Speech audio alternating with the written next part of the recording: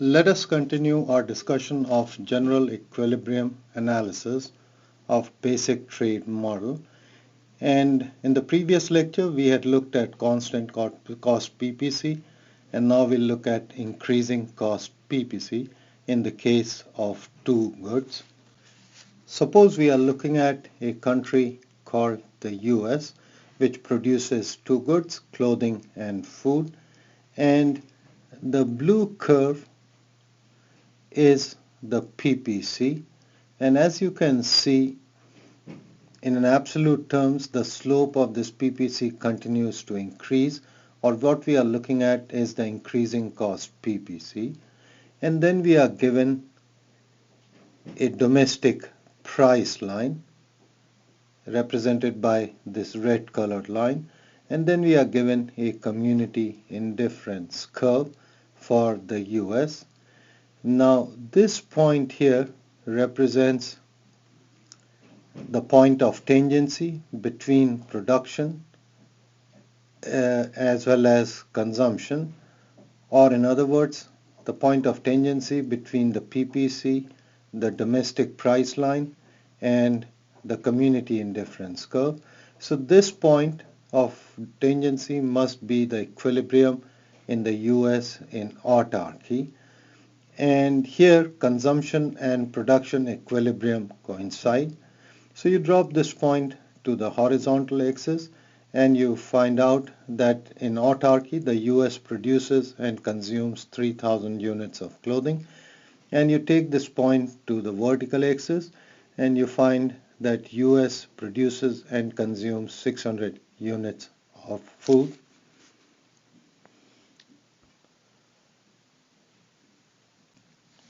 Now in this diagram, once again, EA represents equilibrium in autarky for the US, where the US produces and consumes 3,000 units of clothing and also produces and consumes 600 units of food.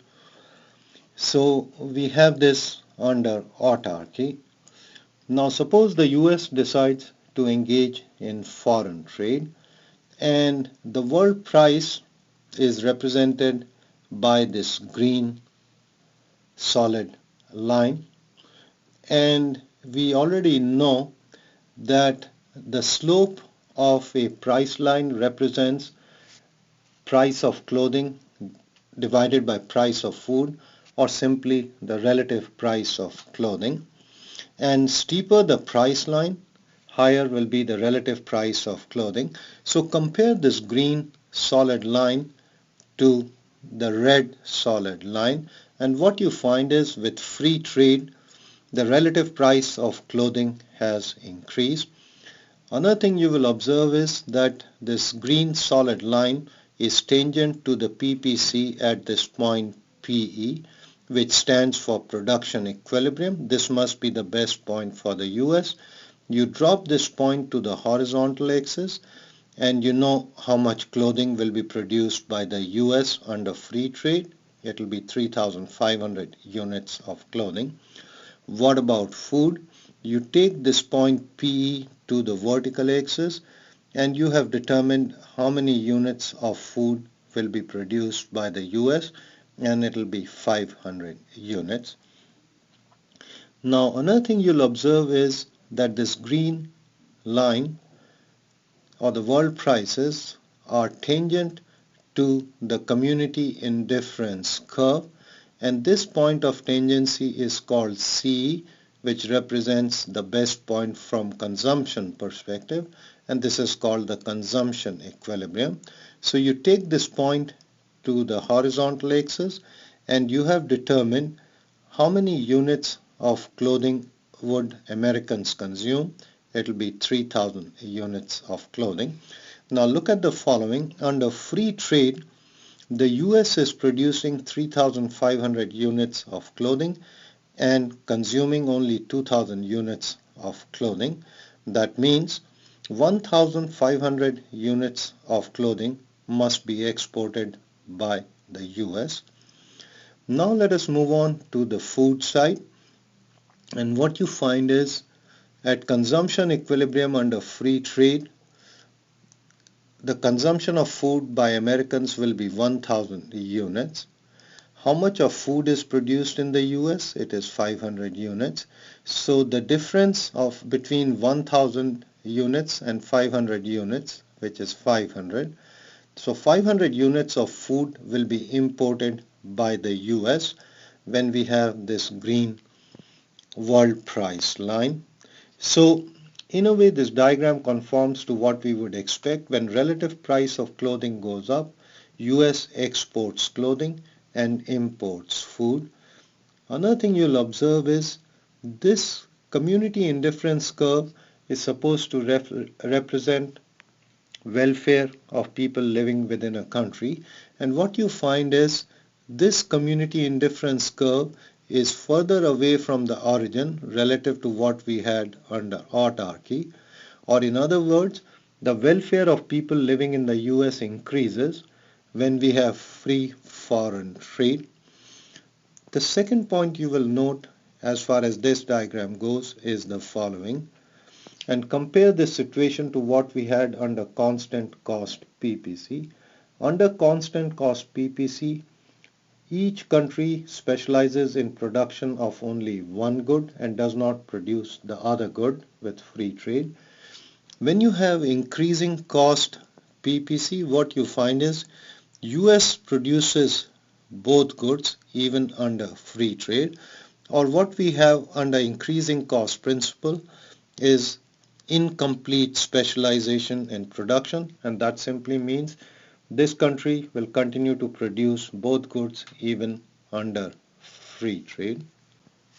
Now let us look at the case of India, and in this diagram what I'll show is equilibrium under autarky in India. Once again, the blue curve indicates the PPC for India, and this again is an increasing cost PPC. Why? Because as you move down the curve in an absolute sense, the slope of PPC is increasing. And the purple curve shows the community indifference curve, and this bold red line is the price line in autarky, or when there is no trade. So you find this point EA prime is the common point of tangency between community indifference curve, domestic price line, and the PPC. And so this must be the point of equilibrium in autarky in India. You drop this point to the horizontal axis, and you know 800 units of clothing will be produced and consumed in India. You take this point to the vertical axis, and you know 1200 units of food will be produced and consumed in India. Once again, this point EA prime represents equilibrium in autarky in India, where in India 800 units of clothing are produced and consumed, and 1200 units of food are produced and consumed in India when there is no foreign trade. Now India, like the US, decides to engage in foreign trade, and the world price line is this green solid line, and this green solid line reflects the relative price of clothing, and what you'll observe is that this green solid line is relatively flatter relative to the red solid line. That means when India engages in foreign trade, from India's perspective, the relative price of clothing will be cheaper, or the relative price of food will be higher, and that means India, based on what we know, India will be exporting food and importing clothing. So let us show the same thing in terms of this diagram. So this green world price line is tangent to the PPC at this point PE, which we call production equilibrium, and this is where Indians must be producing. And how much of clothing do they produce? Just take this point to the horizontal axis, and we know 500 units of clothing will be produced in India. What about food? take this point to the vertical axis, and we know 1500 units of food must be produced in India. Now, once again, look at this green solid line, and this is tangent to the community indifference curve at this point. And so this point represents consumption equilibrium for India under free trade. You take this point to the horizontal axis, and how much units of clothing will be consumed in India? It will be 2000 units. You take this point to the vertical axis, how many units of food will be consumed in India? It will be 1000 units. Now in India, 500 units of clothing are produced, but the consumption of clothing is 2000 units. That means 1500 units of clothing must be imported from the US. Now remember how much of clothing was being exported by the US? It was $1,500 units, and so 1500 units of clothing is being imported by India. Now let us look at the food side, and in India 1500 units of food is produced, but how much food is consumed in India? It is 1000 units. So the balance 500 units of food must be exported to the US, and if you remember, the imports of food by the US is 500 units. So once again, exports and imports match between these two countries. So this is how we would represent foreign trade equilibrium for India. And once again, observe things that we observed for the US. Number one, community indifference curve under free trade is further away from the origin relative to what we had under autarky. That means the welfare of citizens of India has increased with free trade. Another thing you observe is, because we have increasing cost principle, that means even with free trade, India continues to produce both goods, food and clothing. Let us summarize all that we have learned by looking at general equilibrium analysis for explaining foreign trade. The first thing we learn is, if relative price of clothing is lower in autarky in the US relative to India, and as long as we can find a world price which lies between these two extreme autarky prices, in such a case US will export clothing and import food, and India will do exactly the opposite. India will import clothing and export food. And since we have two countries, ultimately the exports of one country must equal the imports of the other country. So US export of clothing must equal India's import of clothing, and India's export of food must equal US import of food. We know that foreign trade is a mixed bag. Some of us are happy and some of us are unhappy. But in an overall sense, the residents of a country are much happier with foreign trade relative to autarky, and this can be shown through community indifference curve.